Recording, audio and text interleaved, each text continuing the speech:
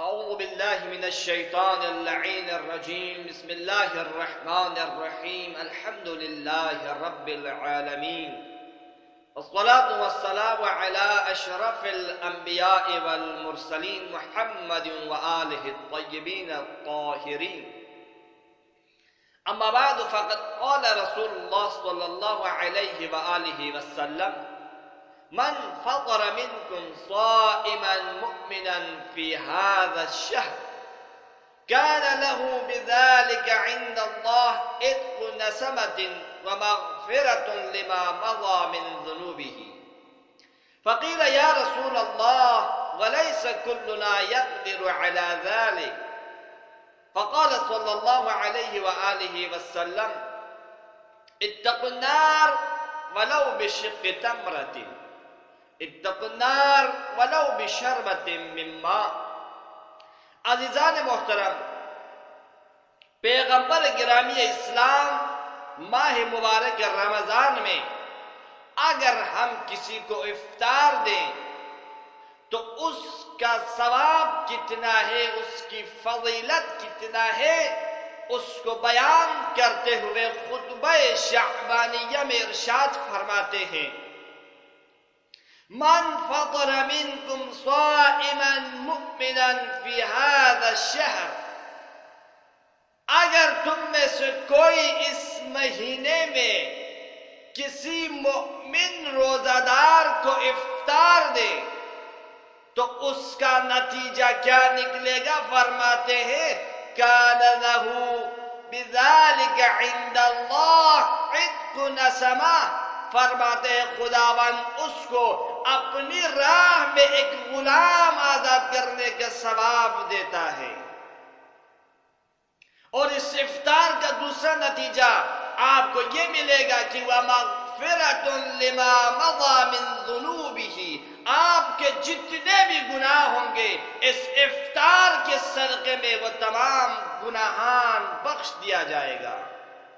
فقیل یا رسول اللہ، تو اصحاب نے عرض کیا وَلَيْسَ كُلُّنَا يَقْدِرُ عَلَى ذَلِكَ، یا رسول اللہ ہم سب تو اس کے اوپر قدرت نہیں رکھتے ہیں، ہمارے پاس اتنا مال نہیں ہے ہم کسی دوسرے کو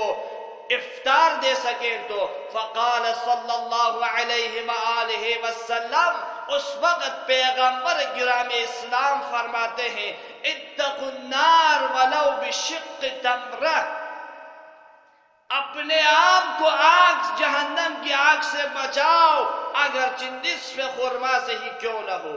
اتقوا النار، اپنے آپ کو جہنم کی آگ سے بچاؤ ولو بشربۃ من ماء، اگرچہ پانی کے ایک گھونٹ سے ہی کیوں نہ ہو۔ تو عزیزان محترم، اس حدیث کے منطوق سے ہمیں یہ مفہوم سمجھ میں آتے ہیں کہ اگر ہم کسی کو افطار پہ بلائیں تو افطار کے لیے ضروری نہیں ہے کہ آپ مختلف ڈش تیار کریں، افطار دینے کے لیے ضروری نہیں ہے کہ آپ کا دسترخوان بالکل بھرا ہوا ہو، بلکہ اس حدیث کے مطابق ہمیں یہ سمجھ میں آتے ہیں کہ افطار دینے کے لیے نصف خرما ہی کافی ہے، افطار دینے کے لیے ایک گھونٹ پانی بھی کافی ہوتے ہیں، افطار دینے کے لیے ایک گلاس شربت بھی کافی ہو جاتے ہیں۔ عزیزان محترم،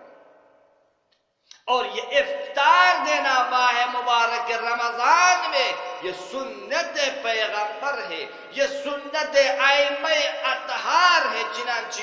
امیر المؤمنین نقل کرتے ہوئے ارشاد فرماتے ہیں کہ جب بھی ماہ مبارک رمضان داخل ہوتا تھا تو پیغمبر گرامی اسلام ہمیں یہ دستور دیتے تھے کہ میرا دروازہ کھلا رکھا جائے تاکہ جو بھی افطار کرنا چاہے وہ افطار کے لیے آ سکے۔ تو اسی ضمن میں یہ نکتہ بھی عرض کرتا چلو عزیزان محترم، پیغمبر کا افطار بھی ہمارے افطاروں کی طرف رنگ برنگ کے مختلف چیزیں نہیں ہوتے تھے، پیغمبر کا افطار بہت سادہ ہوتا تھا، پیغمبر کا دسترخوان بہت سادہ ہوتا تھا، لہذا ہمیں بھی جتنا چاہیے کوشش کرنی چاہیے کہ جتنا ہو سکے یہ دسترخوان ہمارا سادہ ہونا چاہیے، ہمارا افطار سادہ ہونا چاہیے۔ لہذا عزیزان محترم، چونکہ روزے کا فلسفہ بھی یہی ہے، روزہ رکھنے کا مقصد بھی یہ ہے کہ آپ اپنے نفس کو مرغوب چیزوں سے اور لذت والی چیزوں سے روکنے کی تربیت کرنے کو کہتے ہیں کہ روزے کا فلسفہ بھی یہی ہے، نہ کہ روزے کا مقصد نفس پرستی کا ایک نیا دروازہ کھولنا ہے۔ چنانچہ سوال کیا گیا پیغمبر سے، یا رسول اللہ، سب سے بہترین صدقہ کون سا صدقہ ہے؟ تو آپ نے فرمایا سب سے بہترین وہ صدقہ ہے جو ماہ مبارک رمضان میں دیا جاتا ہے۔ تو عزیزان محترم، اس صدقے کا بہترین نمونہ یہی افطاری دینا ہے، جو کہ بہترین صدقات میں سے ہے، کیونکہ ماہ مبارک رمضان خیرات کا فصل ہے۔ لہذا اس موقع کو غنیمت سمجھو اور جتنا ہو سکے اپنے عزیز و اقربا کو، اپنے دوستوں کو، مخصوصاً غریب اور غربا کو اس مہینے میں افطار دینے کی کوشش کرو۔ اب افطار دینے کے لیے ضروری نہیں ہے کہ آپ اس کو اپنے گھر پر بلائیں، بلکہ افطار دینے کے لیے آپ ایک خرما کا ڈبہ بھی ان کی گھر بھیجا سکتا ہے۔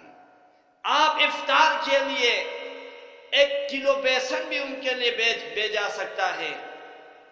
آپ افطار دینے کے لیے 1 کلو چینی بھی ان کے ہاں بھیجا سکتا ہے۔ ضروری نہیں ہے کہ آپ اپنے گھر پر بلائیں۔ لہذا عزیزان محترم، اس موقع کو غنیمت سمجھو، کیونکہ یہ موقع